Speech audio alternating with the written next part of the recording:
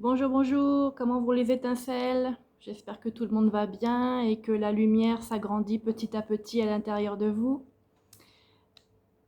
Bienvenue sur ma chaîne, c'est Cristal qui vient vous parler aujourd'hui de qu'est-ce qui se passe lorsqu'on se rend compte qu'on est un canal, qu'on est capable de faire ce qu'on appelle du channeling, c'est-à-dire de réceptionner de l'information. Certaines fois, c'est fluide, clair. Quelquefois, il faut la décoder. Quelquefois, elle est cryptée et il faut un programme spécial pour la transmettre. Mais finalement, qu'est-ce que c'est que cette chose-là?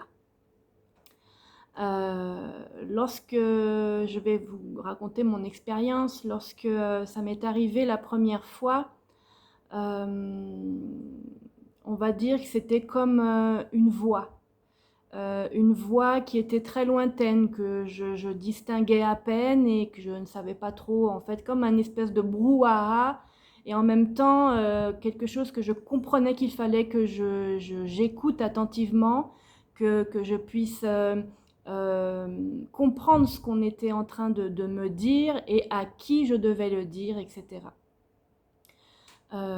Cette première expérience, en fait, a été un peu surprenante. Donc, comme d'habitude, à cette période-là, où j'étais beaucoup plus jeune, je l'ai mise un peu de côté. Et puis, finalement, comme je vous l'ai expliqué dans d'autres vidéos, ça revenait en tout cas cycliquement. Et à chaque fois, je me mettais la tête sous l'eau pour me dire non, tu n'as pas à capter ce genre de choses, à quoi ça va te servir, etc.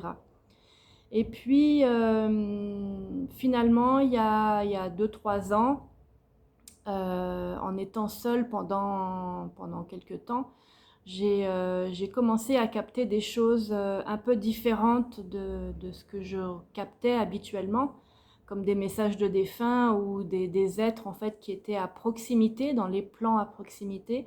Et j'ai vraiment ressenti en fait un message lointain, mais lointain par rapport à la distance, par rapport à l'espace-temps, par rapport au potentiel monde parallèle. J'ai compris que c'était différent de ce que je canalisais habituellement. Sur le coup, j'ai eu un petit peu peur. Et puis finalement, j'entendais toujours cette petite voix qui était quand même différente, qui me disait assieds-toi, pose-toi, écoute ce qu'on a à te dire. Il faut absolument que tu transmettes ce message, toujours dans le fais ceci, fais cela. Et moi, j'aime bien faire un petit peu comme moi je l'entends. Et finalement, un soir, j'allais me coucher et je vais me coucher d'ailleurs. Et c'était plus fort que moi en fait. C'est comme si on m'empêchait de dormir pour que je fasse cette canalisation. Donc du coup, je me relève et je vais dans mon salon et j'essaye de trouver une solution pour que cette canalisation soit la plus claire possible. Sauf que en fait, j'étais dans un mode de cryptage. Alors j'espère que vous comprenez ce mot. C'est comme si on me parlait dans une langue que je ne connaissais pas. En tout cas, j'avais ce sentiment de la connaître, mais dans mon cerveau, c'était très compliqué de la décoder. Finalement, je me suis dit, si tu n'arrives pas à la décoder comme ça, alors habituellement, je prends une feuille et je note, j'écris en fait le message. Et là, j'y arrivais pas en fait, c'était comme un blocage. C'était comme si j'avais une transmission qui était lointaine et que j'avais du mal à trouver les mots justes par rapport à ce qu'on voulait me transmettre. Donc c'était très fatigant énergétiquement et très fatigant physiquement.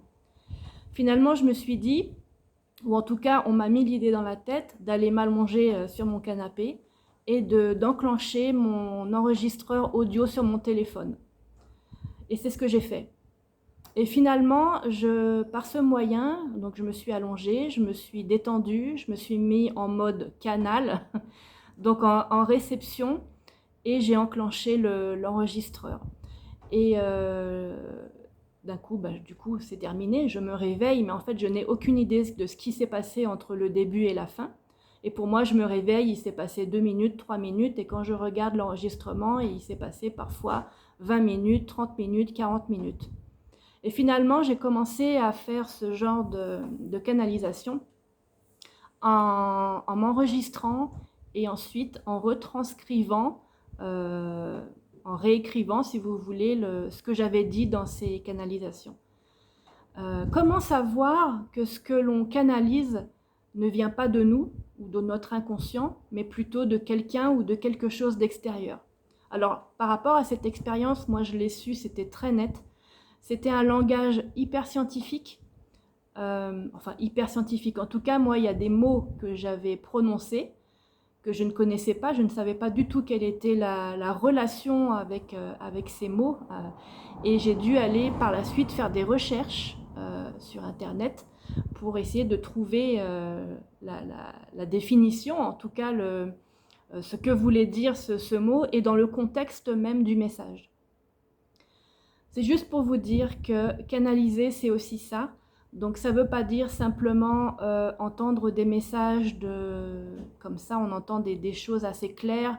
Ça peut être aussi canaliser des... je vais sauter du coq à l'âne un petit peu, mais par exemple, certains artistes ont cette faculté aussi de canaliser des messages en les retranscrivant en peinture, en dessin, en glyphes. Et en tout cas, ça aussi, c'est quelque chose qui m'est arrivé.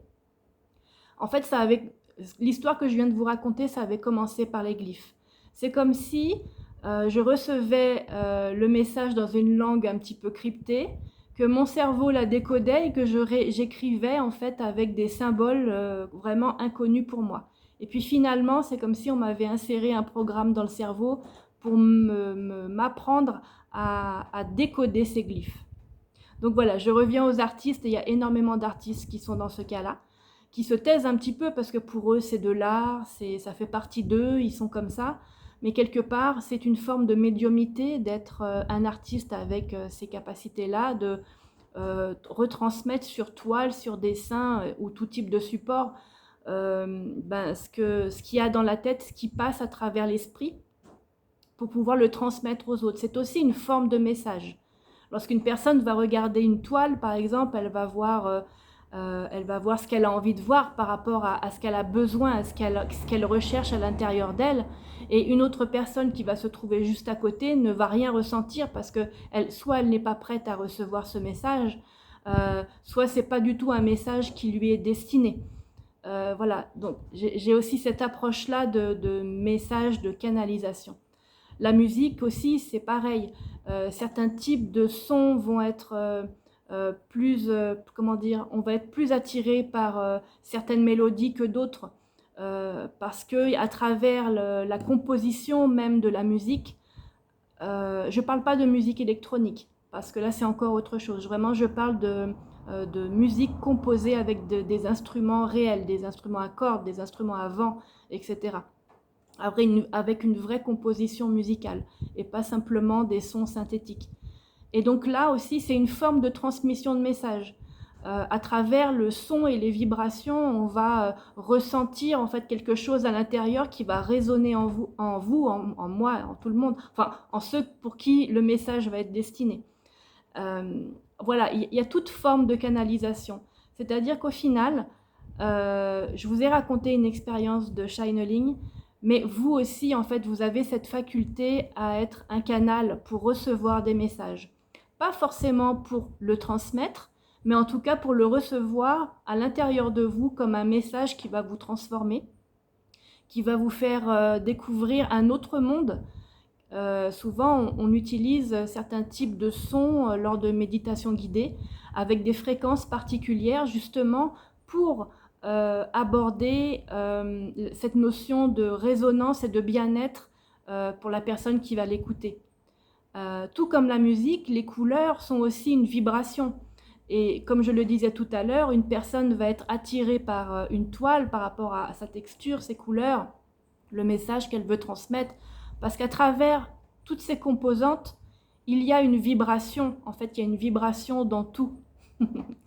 Et une canalisation, c'est aussi une vibration. Donc qu'elle soit codée, cryptée ou simplement dans un langage que vous connaissez ou dans une autre langue, ça peut arriver, ça reste une vibration que votre corps est totalement capable de recevoir en tout cas. Voilà, j'espère que ça vous parle. Si jamais vous avez des retours d'expérience ou des commentaires à faire sur cette cette capacité d'être un canal ou de faire du channeling, n'hésitez pas à le partager avec moi, ça me fera un grand plaisir. Et si vous avez des questions, n'hésitez pas non plus, j'y répondrai volontiers de la meilleure façon qui soit, bien sûr. Voilà, et je vous laisse sur cette vidéo, je vous dis à très bientôt.